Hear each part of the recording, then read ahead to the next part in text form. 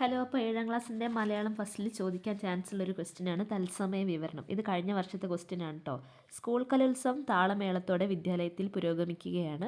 കലാപരിപാടികളുടെയും കുട്ടികളുടെയും പങ്കാളിത്തത്തിൻ്റെയും ആവേശം ചോർന്നു പോകാതെ കലോത്സവത്തിൻ്റെ തത്സമയ വിവരണം തയ്യാറാക്കുക. ഇങ്ങനെ ഒരു ക്വസ്റ്റ്യൻ കിട്ടിയിട്ടുണ്ടെങ്കിൽ ആദ്യം നമ്മൾ ഒരു ആമുഖം തയ്യാറാക്കണം അല്ലേ. ആമുഖം എന്ന് പറഞ്ഞിട്ടുണ്ടെങ്കിൽ അതായത് നമ്മൾ സ്റ്റെപ്പ് ബൈ സ്റ്റെപ്പ് അല്ല, നമുക്ക് ഒരു ഇൻട്രോ ഉണ്ടായിരിക്കണം, പിന്നെ അതിലൊരു പ്രധാന വിവരണം ഉണ്ടായിരിക്കണം, പിന്നെ ഒരു ഉപസംഹാരം ഉണ്ടായിരിക്കണം. എങ്ങനെയാണെന്ന് വെച്ചാൽ ഇപ്പം നമുക്ക് പറഞ്ഞിട്ടുള്ളത് കലോത്സവമാണ്. അപ്പോൾ അതുകൊണ്ട് തന്നെ നമുക്ക് എന്താ പറയുക, ഒരു ഭയങ്കര ഒരു എനർജറ്റിക് ആയിട്ടുള്ള ശൈലിയാണ് നമ്മൾ ഉപയോഗിക്കേണ്ടത്. അതുപോലെ തന്നെ വേദി, സമയം, സദസ്സ് എന്നിവയെക്കുറിച്ചൊക്കെ ചെറിയൊരു വിവരണവും അവർക്ക് നൽകണം. അപ്പോൾ നമുക്ക് ഇങ്ങനെ തുടങ്ങാം. എല്ലാവർക്കും നമസ്കാരം. താളമേളങ്ങളോടെ നമ്മുടെ വിദ്യാലയ അങ്കണത്തിൽ കലോത്സവത്തിന് തിരി തെളിഞ്ഞിരിക്കുന്നു. കലയുടെ മഹോത്സവത്തിലേക്ക് എല്ലാവർക്കും സ്വാഗതം എന്ന് പറഞ്ഞിട്ട് നമുക്ക് തുടങ്ങാം. അങ്ങനെ ഇൻട്രോയ്ക്ക് ശേഷം പിന്നെ നമ്മൾ പ്രധാന വിവരണത്തിലേക്കാണ് പോകുന്നത്. അതിങ്ങനെ ഹെഡിങ് വെച്ച് എഴുതരുത്, ഒരു കറക്റ്റ് ഒരു ഫുള്ളായിട്ട് വേണം നിങ്ങൾ എഴുതാൻ. ഇങ്ങനെ ഒരു പാർട്ടായിട്ട് എഴുതേണ്ട ആവശ്യമൊന്നുമില്ല കേട്ടോ, കണ്ടിന്യൂസ് ആയിട്ട് എഴുതാം.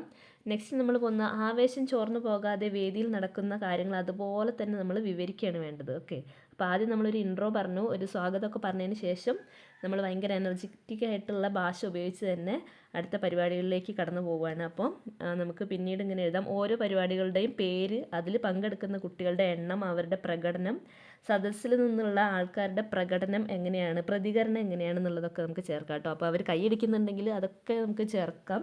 അപ്പോൾ അതുപോലെ തന്നെ ഒരു ഉദാഹരണത്തിന് പറയുകയാണെങ്കിൽ, ഇപ്പോൾ വേദിയിൽ അരങ്ങേറുന്നത് നാടോടി നൃത്തമാണ്. ഉജ്ജ്വലമായ പ്രകടനമാണ് ചെസ് നമ്പർ 12 കാഴ്ചവെക്കുന്നത്.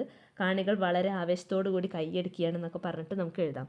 എന്നിട്ട് ഒരു ലാസ്റ്റിലേക്ക് നമുക്ക് എന്ത് ചെയ്യാം, ഈ പരിപാടി കഴിഞ്ഞെന്ന് അറിയിക്കുന്നു. അതുപോലെ തന്നെ അടുത്ത പരിപാടിയിലേക്ക് നമ്മൾ കാണികളുടെ ശ്രദ്ധ നമ്മൾ എന്താണ് പിടിച്ചു പറ്റണം അല്ലേ. അപ്പോൾ അടുത്ത പരിപാടിയിലേക്ക് നമുക്ക് കടന്നു പോകാം. ഇനി അടുത്ത പരിപാടി എന്താണെന്ന് നമുക്ക് വെയിറ്റ് ചെയ്യാം എന്നൊക്കെ പറഞ്ഞിട്ട് വേണം നമ്മൾ അങ്ങനെ അത്രയും എനർജറ്റിക് ആയിട്ട് വേണം എഴുതാൻ. അപ്പോൾ ഈ ക്വസ്റ്റ്യൻ മാത്രമല്ല, കഴിഞ്ഞ വർഷത്തെ ഒരുപാട് ക്വസ്റ്റ്യൻസിന് ആൻസർ ചെയ്തൊരു വീഡിയോ ഞാൻ ഇതിൻ്റെ കൂടെ ലിങ്കിൽ കൊടുക്കാം.